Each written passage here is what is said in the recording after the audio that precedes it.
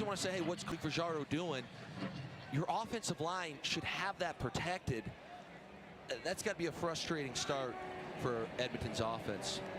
Blanchard, 13 for 13 on the season. And he puts another one through, and Edmonton is on the board first. They lead 3-0 at home.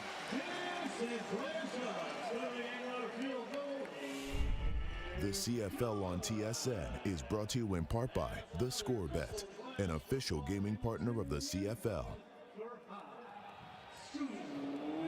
Well, an interesting time for head coach of the BC Lions, Buck Pierce, as he does not have Nathan Rourke available to him for now. We'll continue to wait for an update on that. Bryce, tough for him to come in, and you mentioned it's not on him, it's on the protection, but still, that's an interception on your first possession, filling in for Nathan Rourke. And Dustin, that's where, you know, being a pro, you have to get over that quickly. They'll go to Butler, he's caught in the backfield, and he's wrapped up, and that's much better for Edmonton than what we saw a couple of weeks ago for James Butler, as Butler ran all over the Elks in Kelowna. Yeah, and when I watch this film, I don't want to take anything away from Butler, because you look at him breaking tackles, it was really a special performance, but I thought that Edmonton was misaligned a lot. They were so focused in on stopping the RPO kind of screen game from Rourke that they forgot about this guy, and he made them pay. So if they stay like discipline, you hear the age-old cliche, do your job. Gap integrity is another one, Dustin. I'm getting all the cliches right now. That will help slow him down if you're Edmonton. Empty this time for Bryce. Has a completion. And an excellent effort trying to push it ahead from Senecal, but in the end, they were in a second and long. That'll bring up third down, and they will have to kick it away once again.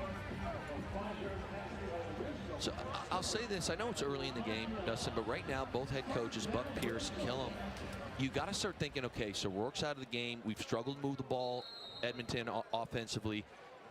We need to already start to adapt and have the feel of the game, which is get points as quickly as you can, even if it's 1, even if it's 3, just continue to stack points. Meyer boots it away. Leaf's going to run up underneath this, takes it at the 25. Now, not only is his career alive, it's thriving as he pursues those records that you just laid out there.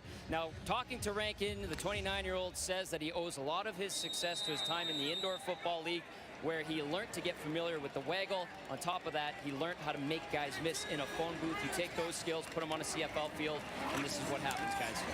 Thank you, Tommy. We'll get it into the hands of O'Leary Orange, who had a 90-yard reception last week, longest in the league. Let's give you more on Justin Rankin and what he's been able to do so far this season.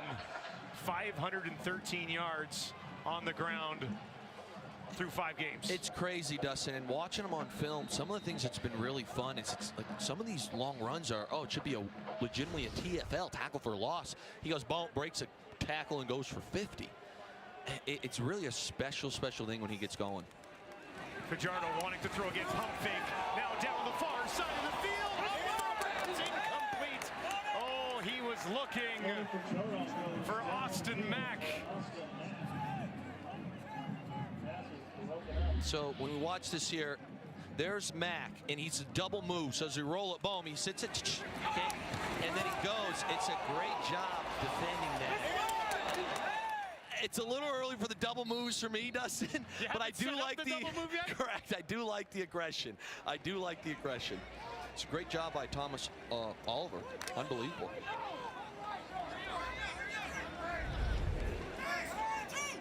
Thomas Oliver had 3 knockdowns in that game of Kelowna. Pressure coming, Cody in trouble, and they're going to get there and take him down as well. Matthew Betts was there. The safety, Finley, had come down as well. Dustin, Betts is locked in on the cadence here, okay? You look at this thing, as soon as we just roll it, look, I mean, even the picture right now, he's already gone. So again, you get the speed rush here. It's tough as an offensive lineman. You're playing Betts to begin with, but then he jumps the snap count, whatever that tell is. Right now, Edmonton's offense needs to come out and start varying this cadence. 3rd sack of the season for Betts. This is taken by Williams, just outside the 30. Spins off one tackle. Officially on the road this year. Of course, had a couple of games in Kelowna, one of them against Edmonton, and they came away with the victory in that one, hanging 36 on a pretty good Edmonton defense that's allowing just over 24 points per game this year. Chase Bryce, midfield, three options out to his wide side right. Wants to throw on the run to his right, has Senecal, breaks a tackle, pushes it ahead, and he's got a first down. Nice second effort there from Nick Senecal. Yeah, great second effort, like you said, and nice first down for Bryce here. A little play action, kind of RPO. Guy right in his face. That's not an easy throw. I know it's a short throw as far as the length of the field, but with that width, he really has to push the ball out there on the run. Senecal does the rest. Missed tackle there from Terrell Ford. 4.5 to play in the first. Lions will work from the Elk 43. This time they give it to Butler. Can he find a hole? Not the case. If you are just joining us and you're wondering, hey, why is Chase Bryce in this game? Well, here's why. We saw this first possession of the game. It was a sack from Taylor. Rourke goes down.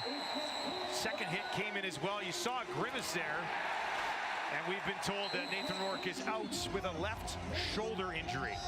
And that's where all that weight would have come down on in that second tackle, not the initial sack. Yeah, I'm not a doctor whatsoever, but initial thought are, we were worried it was his knee. I think left shoulder, if you're a BC Lions fan, you're feeling better about that. Obviously, we'll have to see.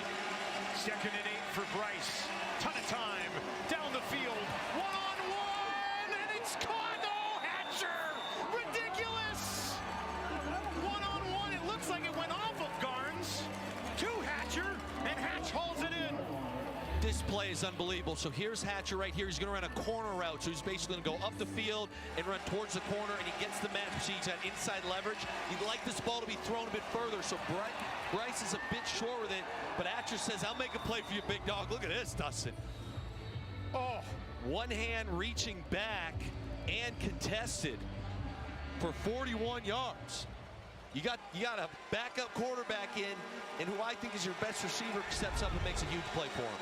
Now Horvath in to finish the job for the BC Lions. Lunging ahead. Is he there? Touchdown Lions!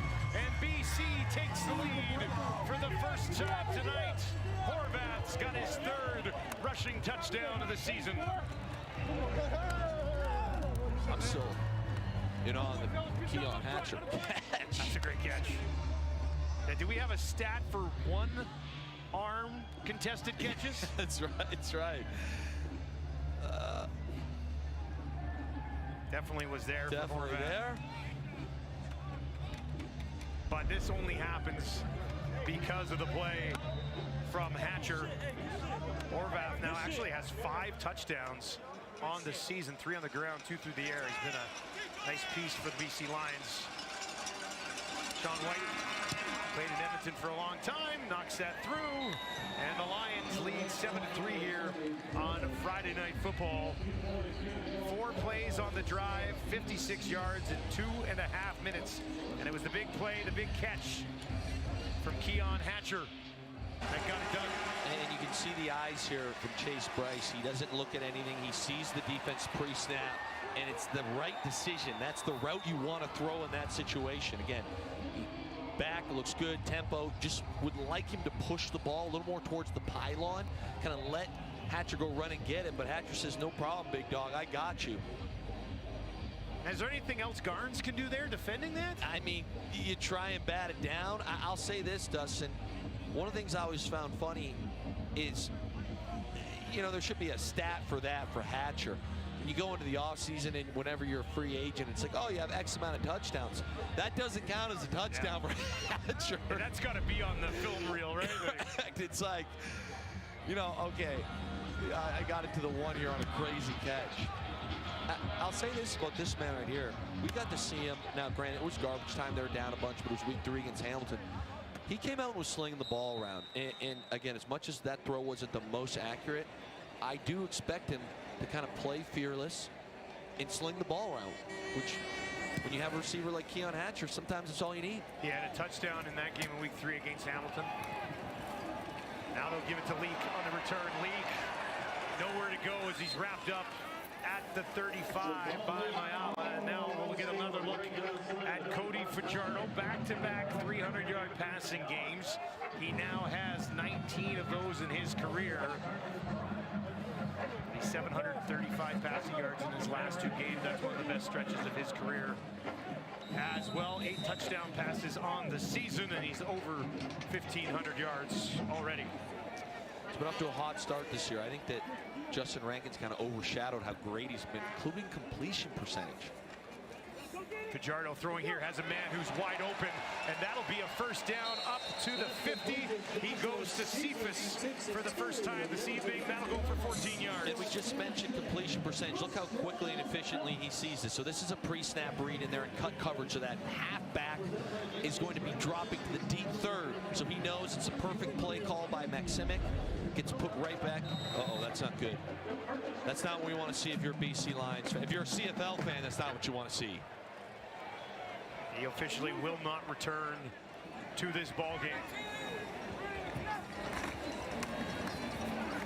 1st and 10, Fajardo on the run to his right.